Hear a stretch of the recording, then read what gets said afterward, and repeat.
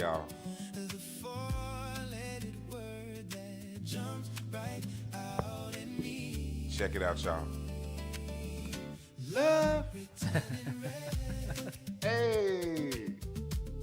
Could this part be true? That's the man right there, y'all. Take your word for it, or turn the page and ignore it, like I usually do. Love pretending red. Yeah, y'all, check it out. Y'all know who it is. It's your boy Roosevelt, and this is Digital Dad Diaries, man. We done finished up a season. Now we going into a new season. You know, kind of like life. You know what I'm saying? When you're elevating, you gotta, season. So this is a new season, man. And what y'all just heard right there is he's in the studio right now, y'all. And I'm gonna let him speak to that song smallly, because we got a bunch of stuff we're gonna cover with y'all today. So no other than I have in the studio right now. He's gonna tell y'all what the name of the song. I'll tell you the name of Love Written in Red. Come on now, y'all don't know what y'all talking about. But guess what, man? We got Filipo Williams in the building. Praise God, praise God. Thank you for letting me slide. I appreciate it. Yeah. So how you doing today, man? Welcome to Digital Dad Diaries. Been trying to get with you for a minute. Just speak a little bit on that track. Where did it come from? Sure. And what is it about? Yeah, that track, man, to be honest, that track is, I wrote that back in like 2008 or 2009. And it's been a little bit since I wrote it, but I was just reading the Bible one day, and I noticed that all the words in the Bible that Jesus had spoke within the King James, the New King James Version I was reading at the time, they're in red. Yeah. And so there are differences between the words that Jesus spoke, and then Anybody else? Anywhere else. And so I noticed that, and I thought it was a cool concept, and so I just kind of wrote on that, and it's been something that I've tried to implement into my own life, knowing that there are levels to love, and the unconditional love that God has for us, and it's manifested in your life. It makes a big difference in how you kind of process your experiences, and I thought I'd write to that and how it kind of affected me, and that's kind of what the song's about. Hey, that's dope, man. That's dope. Let me give you the proper introduction, y'all. I had to write this up so y'all can understand who in the building again. He told y'all a little bit, but we're gonna go deep. We talking about legacy today, guys. Legacy, fear, and what happens when you stop waiting for validation and start creating for your own soul. My guest today is an air traffic controller by day and a songwriter by night, a veteran and a father of 5 kids. He got 5. And who is using AI to bring decades of hit music to light. Again, I want y'all to welcome Filipo. Man, blessings again, man. Appreciate you for tuning us in. Yeah. And like you said, that's the ultimate father. That's the ultimate understanding of being a father, and showing up and showing out is God. Yeah. Yahweh. Absolutely. However, the Most High, you know what I'm saying? Whatever you want to call him, you know what I'm saying? He gave us directions, as in how to treat each other and how to treat our children. So I want to start off first with, you said you was in the military, you're a veteran. Yeah. You got a Samoan, you're a native Samoan? Yes. Okay, you got a Lakota family, so Samoan and Lakota family heritage. Yeah. And faith in God shapes the Filipo's perspective of fatherhood and leadership. Can you talk to that? I was raised in the church. My dad's a pastor, and so I mean God's always been a integral part of my upbringing. Yeah. But I really didn't come into faith myself authentically until I was much older. I mean, I think when you're young, you kind of subscribe to the convictions of your surroundings, and you're kind of you just kind of you want to be able to blend in, not in a bad way, but you follow the example that's before you. And, I think I started to notice that it the Bible, and the message of Christ started to take root Yes. at a young age when I was a teenager. Mm-hmm. And so I think ever since then, I try to live according to that standard. Yes. And I mean, every day I don't get it right, but I think every day I'm willing to try to learn how to be better. Yeah. And I noticed that that had a big impact on being a father. And there are things that I learned growing up that I couldn't use being a dad myself. Yes. That I had to learn how to adapt and use the Bible as a foundational guide to how I approach being a father, a teacher, a friend to my kids, a husband Yes. to my wife. Correct. And just being able to try to stay pretty well-rounded Yeah. in this modern age where there are a lot of things that can try to overwhelm you. There are a lot of principles. There's a lot of philosophies out there that you can kind of pick up and learn from. And what I found that helps for me is keeping God as the central figure in my life. And You know what? I want to speak to that too. Like you say, right now in this modern day world, you have so many things to turn to. Yeah. You know what I'm saying? Whether it be an atheist, whether it be a Scientology, whether whatever. You know what I'm saying? It's so many directions. Yeah. And what I learned, just like you, younger, coming up in the atmosphere, the culture I came up in, it was always the belief of God, though. It was always belief. I'd have been to mosque. I'd have been to Catholic churches. I'd have been to, I didn't study the little Buddhism. Yeah. I was pulling from all these sources. Yeah. But like you say, younger, you pulling from all these astrology. Yeah. You know what I'm saying? I'm pulling from all these things. Yeah. And you know what I'm saying? Again, I don't know, but I knew it was something bigger than me. Yeah. You know what I'm saying? I knew it was always something bigger than me. So it's just like, I'd be stupid to believe that it's just us. Yeah. You know what I'm saying? We don't have a creator. So once I became into the faith, I didn't become a believer in really Jesus Christ. I didn't really know about Jesus. I heard his name, right? To 26 years old. You know what I'm saying? So even I went to church and all that kind of stuff. I'm going to sleep in church. What's she doing over there? Look at her. So it's an amazing to come to this point now to one myself. I like to say line my spirit up. Yeah. You know what I'm saying? So I'm not pulling from the astrology. I'm not pulling a piece from Buddhism. And once I did that, you know what I'm saying, things start to get clearer. Yeah. I start to understand my power. I start to understand that I am royalty. Yeah. Yeah. You know what I'm saying? Everything is mine. Yeah. My father gave this to me. Yeah. Again, we talking about fathers. You know what I'm saying? Absolutely. So it's an amazing place. Like you said, we don't get it right every day. Yeah. You know what I'm saying? We don't get it right every night, but we have to get up and do the work. Yeah. You know what I'm absolutely. saying? And that's what's personal. I love that you brung that up, man. And that kind of lays the foundation for our children. Yeah. So, again, you're an air control trafficker, right? A comptroller? Air traffic controller. Okay. Yeah. Okay. And so I want to talk about how do you manage that intensity in that traffic holding area, and then with the family and having a creative output? How do you do that? Very early on, creativity was my outlet, and being air traffic control is very detail oriented. So you got to pay attention to all the nuances and stuff, because there's a lot at risk. And so I was never like that kind of person. I feel like I was more heavy on the creativity, and so I had to do like a logistical job or a job that required me to pay attention to all the fine details. It was difficult, and so my time getting into the career field wasn't very graceful, and so usually like training can last between 6 to 2 years, 6 months to 2 years, depending on where you're going, and I needed an outlet, and so very early on, this is when I was single, music became the thing that I used to ground me. And it became my way to express what I was dealing with internally. And so I would use it as a journal, like my own personal diary, to kind of be able to articulate how I felt inside, all the experiences I had in the moment.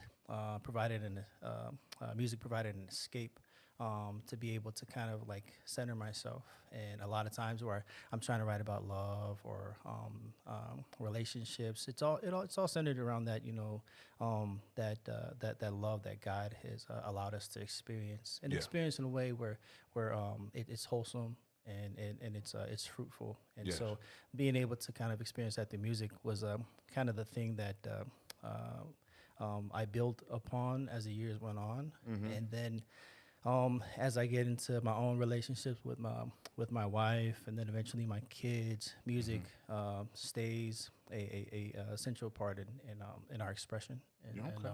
And my kids do it. My whole household is always very musical. Yeah.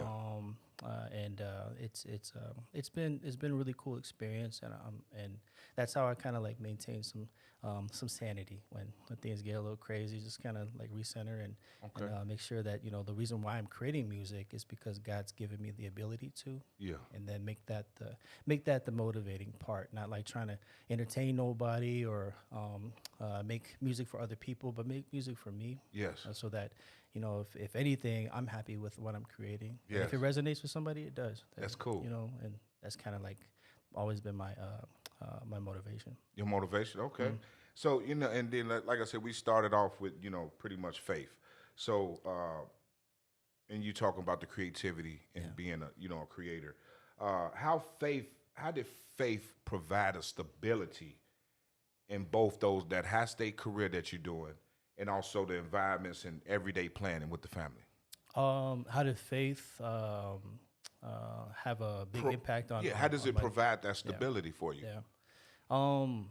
I think it provides a perfect launching point for how you respond to whatever it is you're doing, and for my career, it was just, I think, something that I knew I had to do and do well.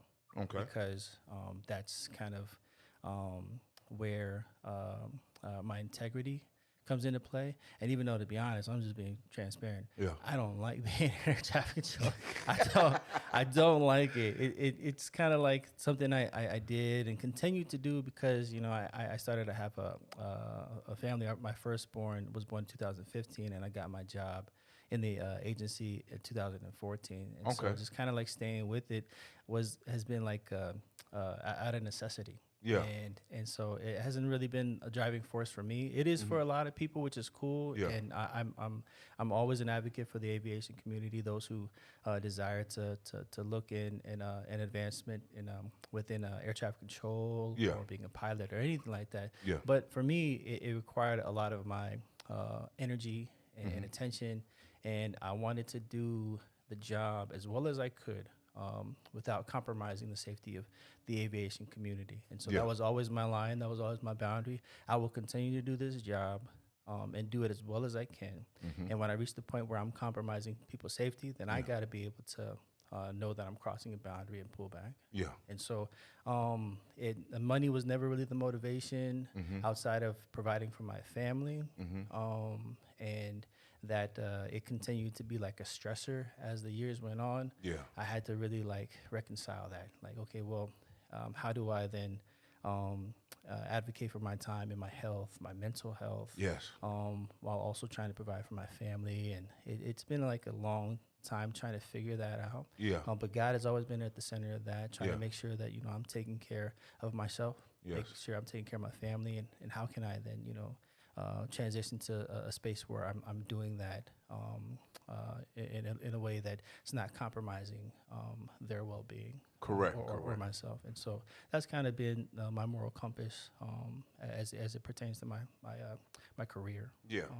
And I think the latter side of that question was to my family. So it was, I might have answered that one. Right. Yeah. You answered. We was talking about how faith. Yeah.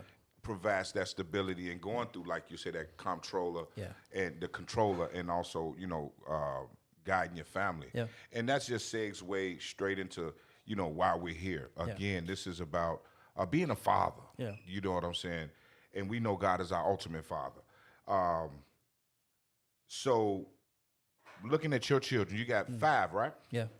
And from what I'm hearing is, all of them are talented. I would say so. You would say so? I'm very biased. Okay, they're yours.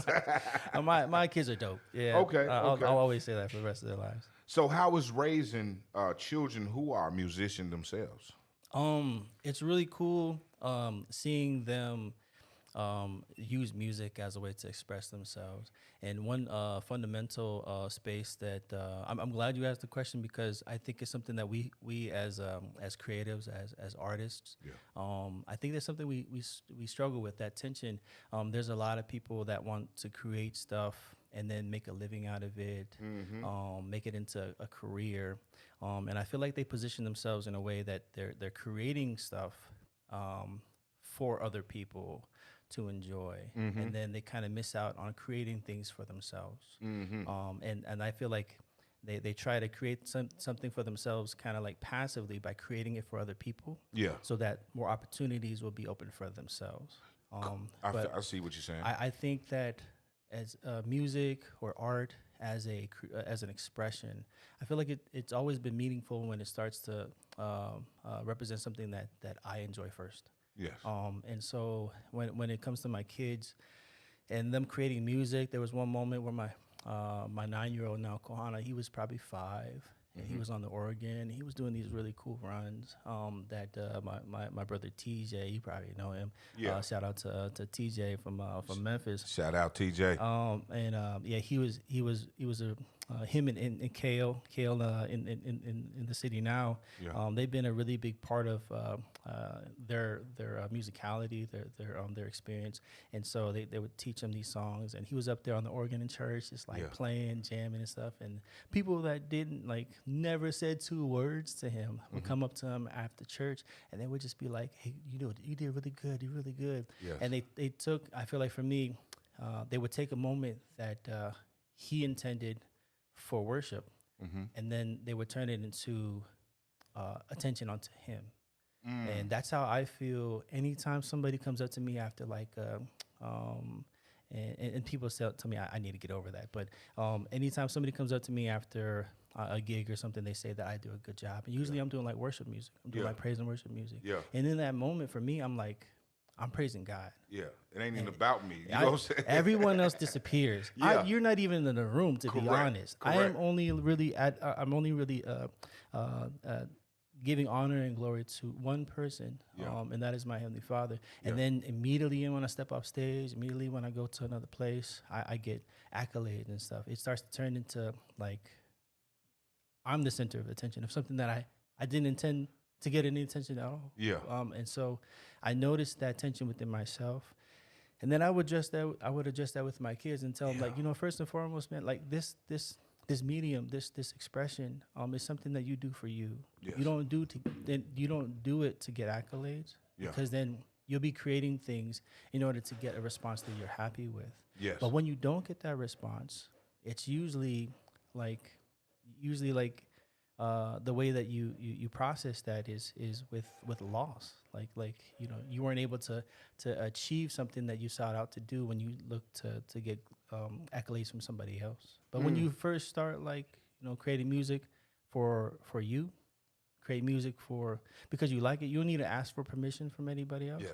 I think you end up enjoying music more. And so that's kind of what I try to instill into my kids. Create for you. You don't have to ask for permission. Yes. You don't need anybody to give you a pat on the back or anything. Just create for you. Yes, and that's like you went straight into my next question. Yeah. That was that validation. We flowing right now. That validation trap. You know what I'm saying? Because it's like my daughter, she's a singer. Yeah. She sings from her heart. She sings because she loves to sing. Yeah. Her faith is growing. You know what I mean? She hasn't gotten into gospel music, but of like how I balance it with her is just, sing something meaningful, right now. And that's the thing as well. Again, if we don't kind of help guide our children, the world will. Yeah. Yeah. And so we're kind of battling right now back and forth about the music she listens to. Yeah. And it takes me back to when I was growing up and my grandmother listening to Ghetto Boys Yeah, or yeah. Spice One, all these Yeah. gangster stuff, and, Yeah. and I'm sitting up there word for word, Yeah. and now my daughter is doing the same thing, and it's like, Yeah. oh, this is how grandma felt. Yeah. Oh, this how grandma. Oh, don't say that no more. Yeah. And you gotta turn it off. So you know what I'm saying. So it's like it's for me. It's still I want her to be able to express herself, but in a way that is plausible for a young lady. Yeah. You know what I'm saying. She Yeah. hasn't. We again, God is working on us Yeah. and working on our relationship, and He's gonna get the glory at the end. Yeah. But it's a battle, man. It is. It's a battle, you bro. learning every day. Man, Yeah. because I never been a father today. Yeah. So you know what I'm saying? It's always a new day, new things, everything. So I take it a day at a Yeah. time, minute at a time. Yeah. You know what I'm saying? But I'm glad you spoke to that. Absolutely. And music it's emotional, you know, right? And we're working on getting her to create her own music, and she's very emotional. Most young ladies are, and so it's like diving into that emotions of what you want to express. Yeah. And it's kind of like a relief, right? Yeah. Going through trauma, things like that, you get to get it out. So we're kind of in that space right now, trying to get her to write her own music and stuff like that. So as you use art, as a tool, right, to process that raw, real life experience rather than, performing for an audience. Yeah. You know what I'm saying? Like you spoke to that. It's like, it's not about the audience. Yeah. You know what I'm saying? And that's what it sounds like you're teaching the kids as well. Yeah. How are they responding to that? I think they're able to internalize that, Okay. and just be. I think it makes it easier for them to be on stage and playing because they're I guess where they are, their motivations don't change. Mm-hmm. Whether they're on the stage or just playing at home, their motivations are the same. They're always playing because they enjoy it. Yes. And I think it has a way to kind of creep up on you. The tendency to want validation from other people. Yeah. I think it's really easy to do. It's very very easy to slip into. And I mean, for myself, for sure, I'm always longing for somebody to tell me that what I create is good. Yeah. But I have to remind myself that it doesn't matter if other people don't think it's good. Correct. If I know that the nature of what I create is there to represent my love and affinity for God and my relationship with God, then it doesn't matter what everybody else thinks. Because right? Because everything is gonna build them up anyway. Yeah. You know what I'm saying? That's what's beautiful about that. Once you have that what's that word I'm looking for? Basically that grounding, right? Yeah. And you're grounded. We're grounded in God. So anything that we express is really gonna be life. Yeah. Yeah. So, again, I'd rather give you life than give you death. Yeah. So I know personally when you get to it, I know you're going to get life. Yeah, absolutely. I mean, you can't mess up that formula. If you start anything you do, whether it be playing music or cooking or, being a father. Come on, talk to me. If you start with intentions to do it as a means to glorify God, you can't mess up what's going to happen at the end of that. True, true. And so, with them, being able to internalize that, I feel like it's much easier for them to be able to play. And I'm hoping that they kind of stay rooted in that, so that as they get older, their convictions are more unwavering, and they're able to create because they love it, because they enjoy it, not necessarily to get praise or adoration from anybody else. Yes, and that's what it's about. And that kind of goes into again segue into what we're talking about. Yeah. To already, we have to get them to the point where just being able to sing, right? Yeah. Or just being able to do whatever that talent you got. That's the reward right there. Yeah. Just having that gift. Yeah. Is a reward. Not even, people validation or you validated or any of that. Yeah. It's all praise to God, but just to be able to do that is truly the reward. So how do you, what I'm saying, how do it do what you do, how do you let them know, me just doing this is a reward, y'all? Yeah.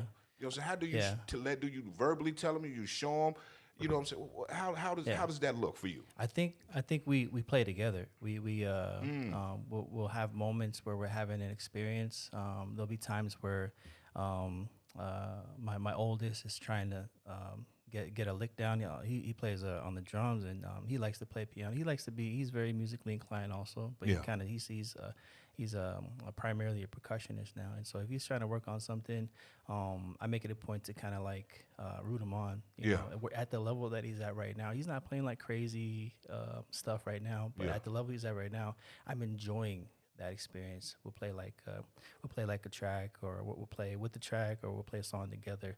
And as we're rocking, I'm fully enjoying what we're creating. Yes. Together in that moment. Yes. And I mean, absolutely, I can play that same song with other people that are more talented, more gifted. Yeah. But if I'm able to kind of like enjoy where we are in the moment right now, in the present, he's able to kind of see that. Yes. And I share that as an example for whatever level that you might be, whether you're a beginner starting out or you're super advanced. If you don't even enjoy it, then I mean, you can find something else that you enjoy. Yeah. But you got to first start enjoying what you're creating in the moment that you're creating it, with whatever skill that you have at the moment. Correct. And I think every moment that passes by, you start to appreciate it more and more. Yeah. And so I do that with them. I just kind of like start to try to be present with them. Yes. As we're creating. Yes. And just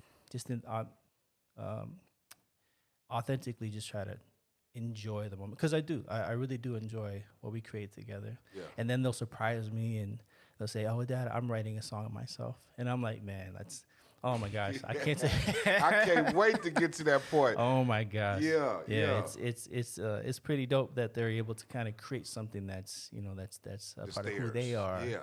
And you get to just experience that. Yeah, I can do that. You know what I'm saying? Just to be able, I could do that. Yeah. And see, that's what I'm working on that with my daughter. That's, she can sing everybody else's song, but the real joy Destiny, you're gonna get out is creating your own.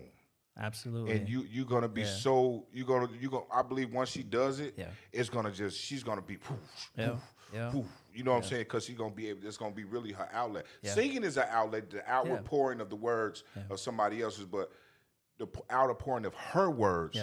That's gonna be amazing. I can't wait till that stage. So I'm elated to hear that you're seeing that right now working. So now your kids, are they can write musical notes and like that, stuff like that? Kohana, he reads music. He plays by ear. Okay. So he has a pretty good ear. He has a better ear than I do. So he can pick up on keys and stuff that songs would be played in and stuff. And so he can he understands chord structure too, and so he'll like have a chord sheet of the song that he's writing. Yeah.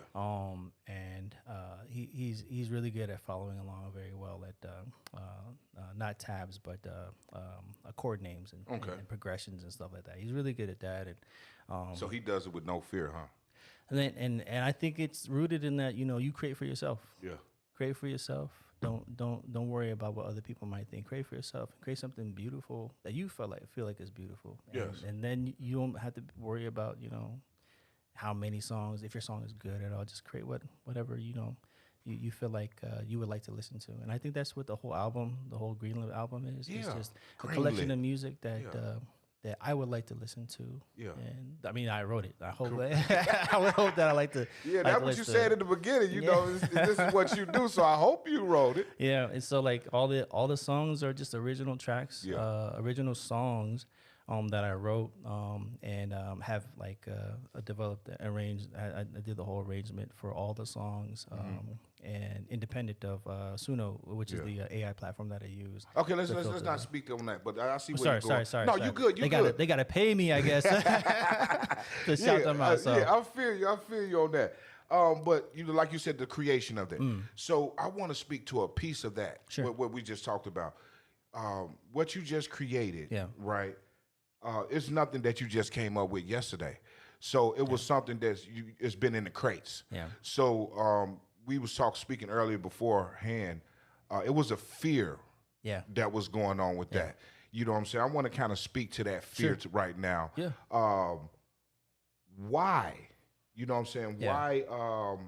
Why was the fear there? and you know what I'm saying, why the deeply, you know, in those deeply personal tracks, you know, locked away, Yeah. because this is your soul. Yeah. Again, you make music you like. Yeah. So where did that fear come from? What was that fear about? Man, I think it's always been there.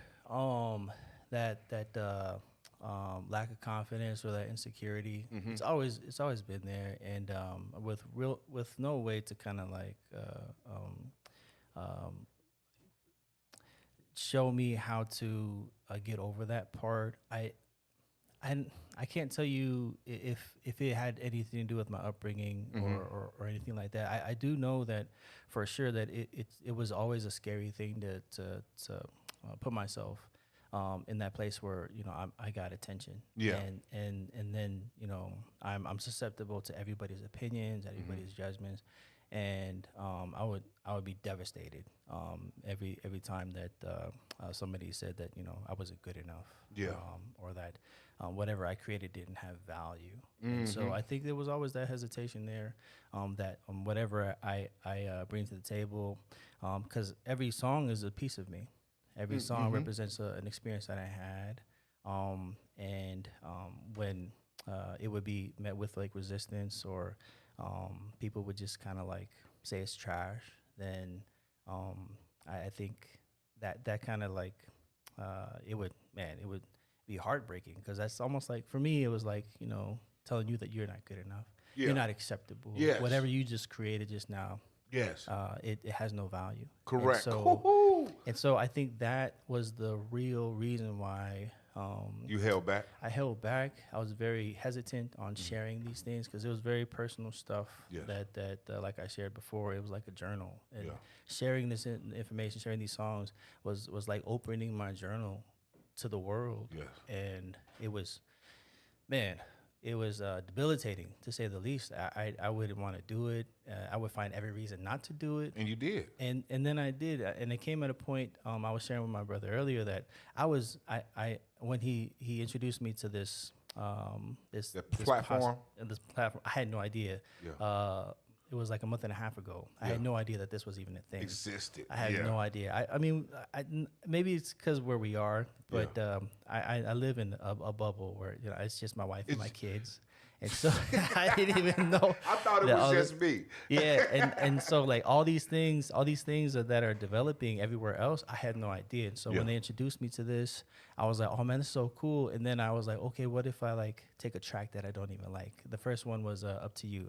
It's not like I didn't like it, but the way that I play it, I was like, nobody's gonna like this. Right. And so I filtered that through the platform. Yeah. And then it came out with this like polished song, and I was like, dang, this is Dope. this is like this is what I'm hearing. And so then I get to learn how to kind of like make micro adjustments for the song, until it's able to process a song that is as close as I can imagine in my own what I envisioned.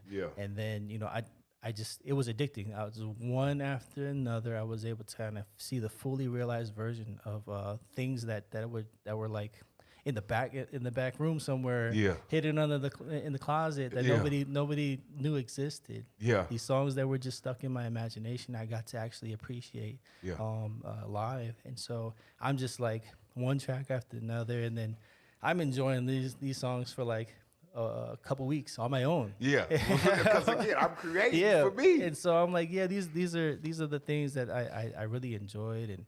And then one of my brothers was like, you really gotta share this with people. You really gotta share it, because I mean, you don't know, Brody, like other people could be really dealing with something very profound. And your song could help them out. And you know, it's up to you, but you really should be able to share this music. I was like, nah, I'm not gonna do it. Nah, no way. And then I started listening to it again. The first track I played was Up to You. And it was, Up to You is a conversation that you're kind of listening to with God telling you, giving you like feedback on, you know, asking you'll give, seeking you'll find, knocking the door will be open. But I'll leave that up to you. That's totally up to you. I can't make you do it, but these are the possibilities and stuff. And so when I heard that, I was like, you know what, Lord? Okay, I get it. I get it. Somebody probably needs to hear that. Somebody probably needs to be reminded that they have options. You needed it. Yeah, and I needed it. And so that was kind of like the thing that encouraged me to release it. And it's been published now for a month and 2 days now. Yeah. And it's the overwhelming feedback has been positive. Yeah. But I didn't know at the time when I published it that getting into this this space? the response could also be very vitriol. Like the people I had that there's like it's polarizing.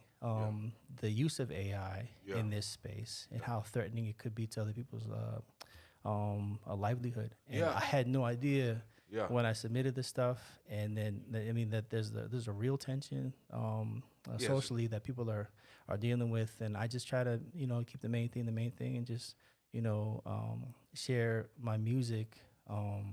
From the perspective that I'm not trying to get nothing out of it. Yeah. I'm not trying to be a millionaire or anything. Get like rich that. or die trying, huh?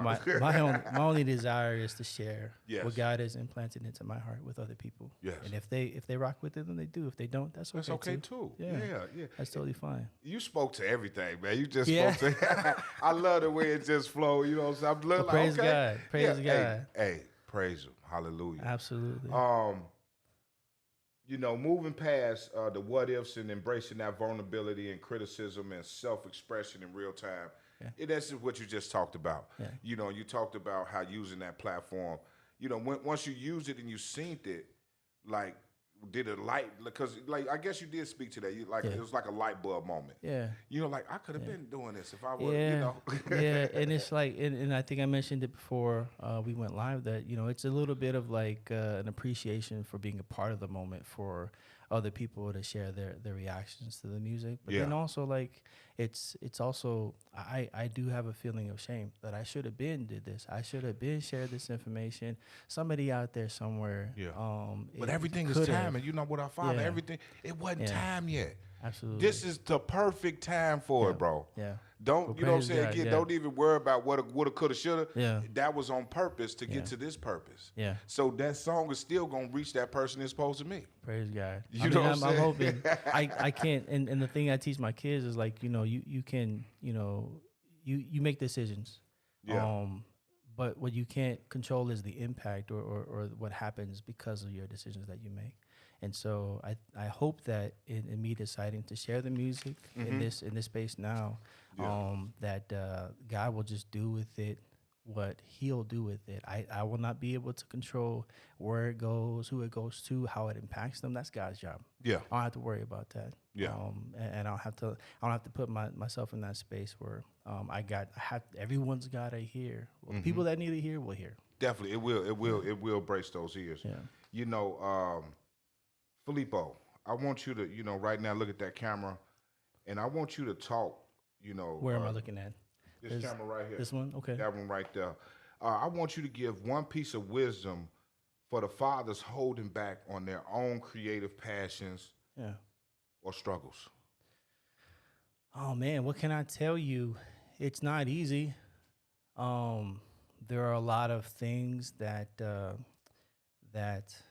could motivate you to not pursue where you feel God is calling you. And I mean, I guess the only thing I can share with you is that on the other side of your hesitation and your fear is a new place. And so if you ever are able to make a decision to either, create something that you enjoy or advocate for your own mental health, or decide to learn how to show love and compassion to your kids. On the other side of that hesitation, to do that, I think is a very beautiful moment that you'll be able to really appreciate when you get there. And at least for me, I guess I could have been stuck in the same place, and the things that I was able to create within the past month and some change wouldn't have been able to make such a positive impact on people. But I praise God for allowing me to have the opportunity to make an impact on other people's lives across the globe. Really, I've been able to get a lot of love from everybody, and all glory and honor to God for sure. For even this opportunity to get to talk to you about what it means to be a a dad in this modern age. Yes, and you juggling a few, the few titles, man. And this special moment too, as well as you talk to those fathers. What about something special for the kids? Man, Because this is legacy we create. Yeah. This is history we create right Yeah. now. When they look at this, what do you want them to hear? Where we know God definitely, but Yeah. what do you want them to hear from you right now? I mean, I can't speak to all the children. No, speak to your children. But if I Speak was to to your tell children. my kids anything, that Yeah. I would probably tell them that Daddy loves you for sure, forever and always, and that, man, I'm not trying to cry on here, but That's okay. but if I was going to share with them anything, is that I was already proud of them day one, so they ain't got to do too much for me to be proud of them, and they don't have to chase validation when who they are. Their intrinsic value is already superseded whatever society can ever offer you. So, Daddy loves you, and you're awesome, and know that. And anything that you add to the world at large is just going to be a bonus. So, Blessings. I'm sorry, that's probably super corny, but No, this is for you and your kids. Yeah. This again, bro. This is history we making. This is on purpose. Yes, sir. Yes, You know what I'm sir. saying? This is, Yeah. Unless they turn out all the grids, you know what I'm saying? Yeah. But other Yeah. than that, this will live on. This is something for them, you may go away, you know what I'm saying, say to a trip or something. They want to, let me go. Yeah. Yeah, Pop. Oh, I didn't know he said that. And they get a little piece, a little piece, a little piece. You don't Praise get it God, all yeah. at one time. Yeah. You just Yeah. get a little piece, little piece, little piece. Yeah, You know what I'm absolutely, saying? yeah. So that's what this is about, bro. Yes, sir. So it's not Yes, sir. corny at all. This is you unfiltered.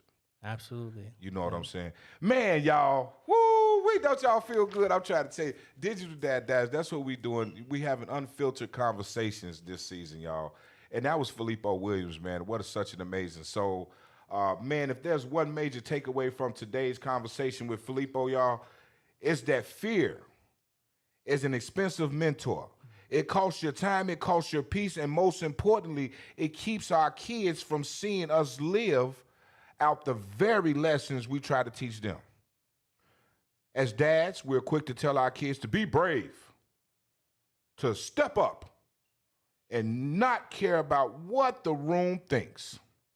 But Filipo showed us today that the best way to teach the lesson isn't with words.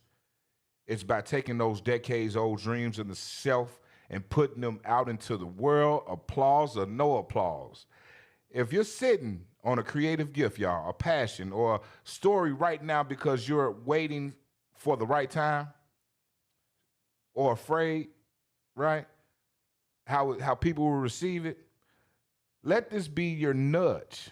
Create it anyway. The act of creating is a gift itself, which we talked about. Legacy isn't just what we leave for our kids, it's what we leave out in front of them. Thank you for tuning in to this season 2. You know what I'm saying? Digital Dad Diaries. Keep creating, y'all. Keep showing up. Y'all know that's my thing. Keep showing up. Because we can't do nothing if we don't show up. Show up and always stay present. Hey, Filipo, can you give me some acapella of is it Mayana? Mayana, I don't Just a little piece of that chorus. Or anything chose. Give me a chorus of one of them tracks so they can know what's really going on. So I'm not gonna do Mayana because my wife is gonna watch. Her name is not my. Hey, matter of fact, you got one. What's the one? It's called Kimberly. Yeah, Yes. Yeah. Go ahead, do the chorus for Kimberly, man. I had a song go, "Love at first sight, making me feel like I'm frozen in time. I'm unable to move. So one day your spell is unbelievable." You got to pay for the rest, I guess. You feel me? Appreciate y'all for chiming Man, love, in. thank you so much. You know what I'm talking Appreciate about? Thank you so much, bro. Again, we're going to keep creating. Thank you. Yeah. Hey, matter of fact, y'all, guess what? It's a show September 5th. It's going to be at, where it's going to be at? Oh, Playmakers. Playmakers at the Canad Inn, guys. If y'all want to see them live September 5th from 9 to 11, he going to do his thing, y'all, at Playmakers. September 5th, 9 to 11. sir. Praise Make sure y'all come out. And you know what? Paul, do what I like you to do, man. Do it.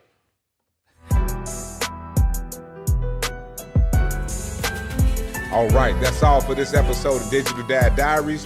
Join the Legacy Accelerator, subscribe now, and I'll see you next time.